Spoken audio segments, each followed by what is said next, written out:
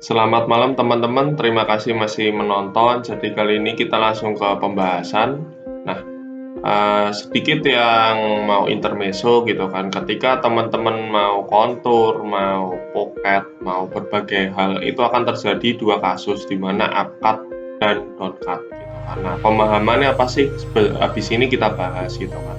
Nah, terus juga di sini yang dipengaruhi atau mempengaruhi itu banyak hal gitu kan, dapat dilihat itu tooling, metode, sama holder mesin. Untuk holder mesin sendiri kita abaikan, oke? Karena saya nggak ada simulatornya, oke? Nah, nanti juga ada hasil simulasinya, tapi dari Mastercam maupun dari Inventor buat kasih tahu teman-teman gitu kan, apa sih efeknya gitu kan. Terus gimana sih solusi buat penanganannya, oke?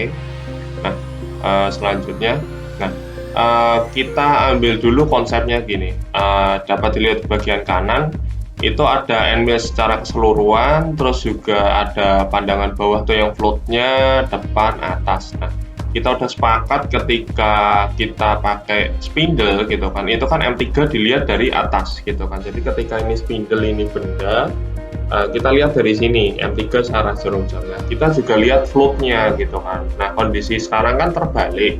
Nah, makanya kurang bisa dijadikan pandangan gitu. Nah, karena kita udah tahu kebalik dari sini, kita balik dari pandangan atas. Karena ini dari pandangan bawah, ini dari pandangan atas. Oke. Nah, baru setelah ini kita tahu dari pandangan atas, kita lihat downcut dan upcut-nya. Oke. Kurang lebihnya kayak gini. Kalau downcut itu dia kalau nggak salah ada gaya itu kan aksi sama dengan reaksi. Nah, di sini dia berbanding terbalik gitu kan, sesuai aksi sama dengan reaksi. Tapi aku kurang tahu lebih detailnya. Tapi secara konsepnya sendiri nanti akan dibahas di bagian belakang. Oke, kesimpulan. Nah, tapi gini, ketika teman-teman downcut dan upcut itu sama nggak gitu kan, beda gitu kan. Tapi bisa menghasilkan benda kerja nggak? Bisa gitu kan. Di sini tak kasih reviewnya sedikit. Jadi ketika arah pengerjaannya downcut itu searah jarum jam untuk profil luar ya. Nah, searah jarum jam scrapnya akan ke belakang. Nah, perlu diperhatikan juga titik kontak terakhirnya di sini. Scrap dibuang ke sana makanya, oke? Tapi berbeda dengan akad. Nah, akad ketika teman-teman balik ke sana, titik kontak terakhirnya kan di sini, muternya kan gini kan. Nah, muter terakhir muter seperti ini, titik terakhir di sini buangnya ke sana. Nah, ini kan buang ke sana, maju ke sana. Jadi kalau teman-teman asumsikanlah bertabrakan dengan orang gitu kan, teman-teman suruh melewatkan orangnya itu dari sisi kanan teman-teman gitu kan, kanan ke belakang. Tapi ketika kena kena bahu teman-teman pilih kena bahu teman-teman di kiri dulu, terus harus digeser ke kanan dulu ke belakang, ataukah beban itu cuma lewat gini kayak tabrakan sama bahu teman-teman. Nah, ini yang mempengaruhi beban dari cutting itu sendiri dan memang hasilnya mempengaruhi seperti itu. Nah, konsep simpelnya seperti itu, oke, untuk downcut dan upcut. Dari metode pemrograman teman-teman itu kan biasanya kontur, pocket, atau high speed, oke. Nah, itu mempengaruhi dengan tooling teman-teman tadi. Apakah teman-teman mau depth cut banyak atau sedikit, terus stoknya berapa gitu. Tapi kali ini kita abaikan dulu. Kita masuk ke downcut dulu dan upcut gitu. Kalau teman-teman pakai prinsip downcut gitu kan, saya ulangin, downcut ya. Nah, teman-teman pakai komputer kontur left, mau komputer mau kontrol terserah, oke. Nah, kemudian kalau downcut itu dia dari profil luar dia searah jarum jam. Dapat dilihat di sini misalkan saya membuat profil ini dengan pandangan atas di sini, ini 3D ini atas ya. Nah, ini searah jarum jam, ini pun searah jarum jam. Oke, putaran spindle-nya ini diabaikan, putaran endmill-nya. Oke. Nah, tapi berbanding terbalik dengan dalam. Kalau luar kan searah jarum jam, kalau dalam berlawanan. Oke, ini juga berlawanan. Nah, kalau teman-teman udah nerapin ini, komputer left yang teman-teman pilih itu akan selalu aman. Jadi ketika teman-teman select konturnya ini nggak mungkin dia ada di dalam. Oke, begitupun juga ini. Ketika teman-teman pilih left, teman-teman ngecainnya benar seperti ini, itu nggak akan kebalik-balik gitu. Jadi nggak ada namanya compensation direction dibalik, terus rechain dan semacamnya itu. Oke. Nah, untuk right sendiri ada nggak? Ada. Di sini ada left, right, off. Oke. Tapi untuk off itu beda kasus. Right ini sendiri nggak pernah tak pakai. Oke. Karena aku udah di standarin di left untuk down cut seperti itu. Nah, gimana dengan pocket gitu kan? Nah, sebenarnya itu kalau pocket itu yang climbing itu down cut yang aman. High speed dynamic killing, oke? Itu yang climbing. Tapi dalam pocket gitu kan, secara konsepnya bener di setting climbing gitu. Tapi secara aktualnya kadang kalau memang profil timbulnya bervariasi banget, dia nggak bisa nentuin. Kadang malah jadi ada yang down cut, ada yang up cut gitu kan. Nah ini kan malah jadi masalah gitu kan. Nah nanti ada solusi di bagian akhir, kita lompatin dulu yang ini, tapi saya mau ngasih tahu climbing itu sebenarnya down cut, oke?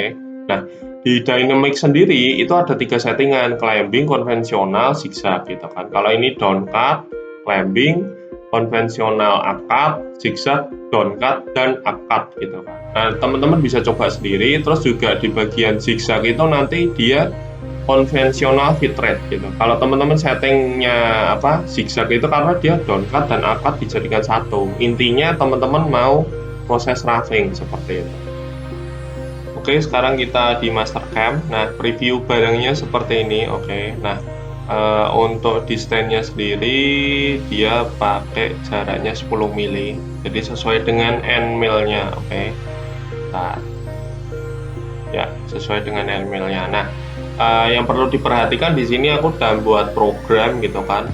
Nah, kurang lebihnya seperti ini gitu kan. Nah, ketika posisi pandangan atasnya seperti ini dengan titik 0 di sini, oke, ini dapat dilihat, dia melakukan pergerakan seperti ini. Secara teorinya atau master cam-nya itu akan sesuai gitu kan. Secara teorinya end mill 10 dengan dikasih jalur untuk jarak 10 hasilnya sesuai 10 bener kan, dengan kedalaman 10 mili gitu kan. Plotting kita mengabaikan toolnya dulu atau parameternya, tapi kita paksain maksimal gitu kan. Bisa nggak? Bisa gitu kan. Nah, tapi secara aktual hasilnya akan berbeda gitu kan. Bagaimana sih bedanya? Nah, di inventor barang yang pertama, oke, kita lihat dari pandangan ini karena titik nolnya tadi di daerah. Nah, kita lihat di samping. Nah, tadi planningnya itu yang di daerah sini. Saya visible dulu. Nah, yang di planning kan itu seperti ini, program berjalan sesuai, tapi aktual nanti akan terjadi seperti ini. Kalau nggak percaya, silahkan coba dengan full cutting, oke? Karena ketika full cutting itu akan beban maksimal, oke?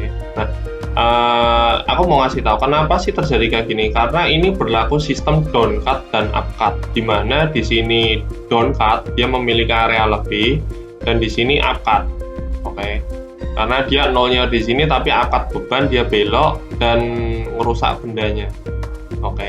Dan ini yang perlu diperhatikan teman-teman saat machining, makanya materi down cut ini tak bahas seperti itu, oke? Nah, sekarang kita lanjut ke case yang kedua, di mana bendanya kurang lebihnya sama. Aku menangkap atau mengambil kasus high speed dynamic, oke? Nah, perlu diketahui jaraknya di sini itu 15, jadi masih ada area bebas, oke? Nah, di sini aku juga bikin variasi khususnya ya di sini. Nih, untuk down cut sendiri kan tadi ini ya kurang lebihnya, oke? Nah, ini itu dapat dilihat seperti ini. Nah, dindingnya itu kanan terhadap benda jadinya ya, oke? Jadi ini searah jarum jam maksudnya, makanya ini disebut down cut, oke? Ketika selanjutnya di sini juga down cut karena benda yang jadi seperti ini, yang di daerah ini, oke? Metode down cut ini nanti kurang lebihnya seperti ini. Ketika teman-teman pakai down cut-nya aja ya, dipaksakan hasilnya kan seperti ini. Memang quality kurang bagus tapi karena masih roughing jadi aman, oke? Nah, down cut ini masih sesuai, jadi dimana ini target bendanya, ini aktual bendanya.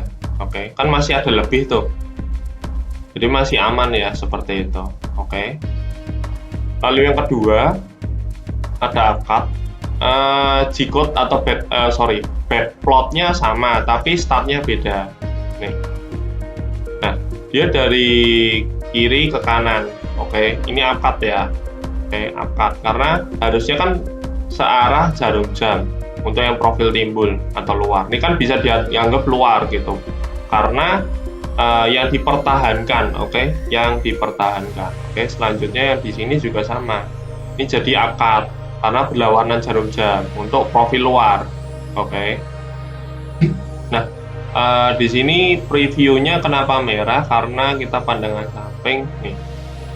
Pengennya itu benda jadi di sini, tapi secara aktual dia udah minus gitu kan. Kenapa? Karena dia beban, ada akadnya, oke. Seperti itu, oke. Jadi perlu diperhatikan dan hati-hati ya. Nah, kalau dinamiknya gimana sih gitu? Ini ada yang climbing, oke, yang down cut. Nih. Tuh. Nah, dapat dilihat dia tuh dari ujung atas ke ujung bawah ya. Kalau ini start, ini end ya. Nah, ini kan dinding sebelah sananya. Ini dia bergerak niatnya mau gini. Mau searah jarum jam, berarti down cut bener kan? Sampai selesai. Nah, tapi dia kan retract, makan seperti itu sampai selesai. Oke. Nah, gimana sih dengan konturnya? Konturnya juga sama, udah dilengkapin. Konturnya itu ini down cut, oke, sesuai diinstruksikan. Terus habis itu kalau zigzag bisa nggak gitu? Bisa aja, nggak masalah gitu kan. Tapi nih lihat nih, dikasih stop ya, oke. Nah, untuk previewnya kayak gini, tuh, down cut, up cut, kayak gitu sampai selesai gitu kan. Nah, kenapa aku nggak rekomendasi ini gitu kan, sebenarnya gini, ketika ini dua-duanya tak compare, contoh yang pertama ya, dynamic climbing, ketika tak compare itu dia cuma butuh 7 menit 33 detik, ketika zigzag itu dia 7 menit 34, selisih 1 detik, tapi aku mengorbankan resiko tool yang dipaksakan tadi, oke. Nah, itu yang aku nggak mau lakuin sih, seperti itu. Makanya ini sebagai informasi tapi bukan berarti harus dipakai, oke. Nah, untuk konturnya sendiri bisa tetap dilakuin down cut dan hasilnya bisa saya jamin aman.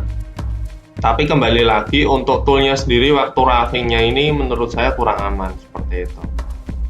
Nah, setelah tadi lihat previewnya dari Mastercam sama Inventor, aku buat summary kesimpulan ini kan. Sebenarnya itu nggak ada yang jelek gitu kan, kalau teman-teman bisa melihat positifnya gitu kan. Nah, kalau positifnya sendiri, down cut itu aman, intinya aman gitu kan. Dalam artian kalau toolnya deflect, berat, patah itu pasti patah dan pecah selama dia tidak meninggalkan sisa enmelnya, itu masih bisa di repair bendanya. Oke, intinya seperti itu, aman. Nah, tapi kalau upcut itu intinya gini, toolnya masih bisa dimaksimalkan semaksimal yang ia bisa gitu kan.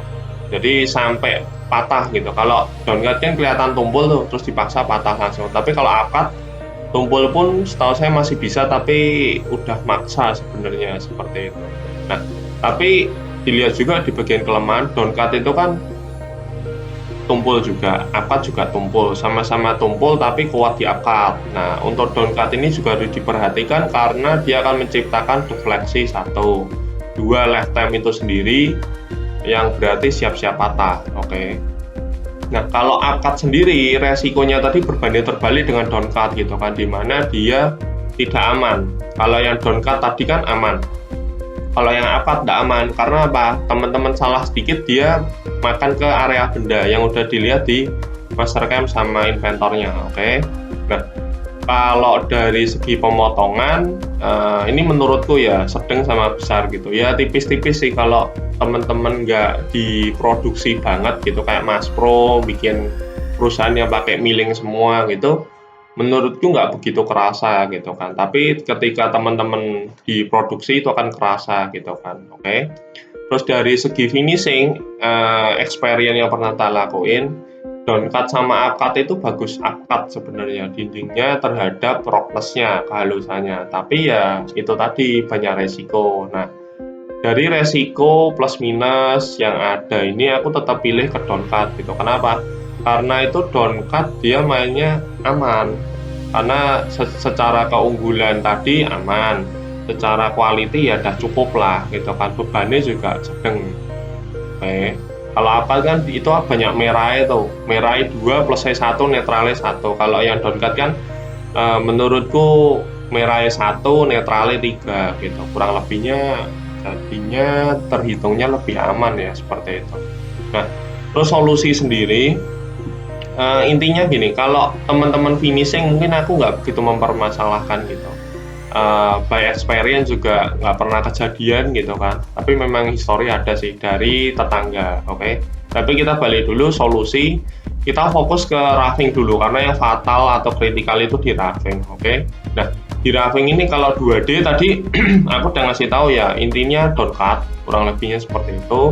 Lalu untuk pocket, nah pocket ini kan tadi udah dibahas di mana dia downcut dan upcut ini udah di setting pun dia tetap meleset gitu kan. Nah, solusinya gimana sih? Solusinya ya teman-teman kasih stok aja lebih, misalkan targetnya 0, berarti stok to live on wall-nya dikasih 0,5 sampai 1 mili, nanti dikontur lagi dengan downcut, berarti pasti aman dong gitu kan, nggak menimbulkan permasalahan baru. Oke. Nah, untuk dynamicnya gimana sih? Kalau aku ngerekomendasi tetap climbing. Oke, langsung downcut. Karena by experience pun sepemahamanku dynamic itu langsung downcut aman gitu. Oke, tapi tetap bagusnya di kontur downcut untuk memastikan stok atau targetnya itu benar. Oke. Tapi kalau teman-teman mau maksain pakai climbing, pakai zigzag atau pakai konvensional ya balik lagi, itu prinsipnya kayak pocket. Teman-teman mau roughing sedapatnya itu ya terserah gitu, tapi ingat dikasih stok seperti itu. Oke. Untuk amannya seperti itu. Kalau masih mau coba-coba ya silahkan, ini juga termasuk eksperimen di permesinan. Oke. Sebagai penutup, aku belum bisa ngasih preview di hasil benda kerja terhadap mesinnya, tapi by experience ini yang udah kejadian di aku, dan aku berharap ini bisa membantu teman-teman buat mempercepat proses belajar gitu. Terima kasih.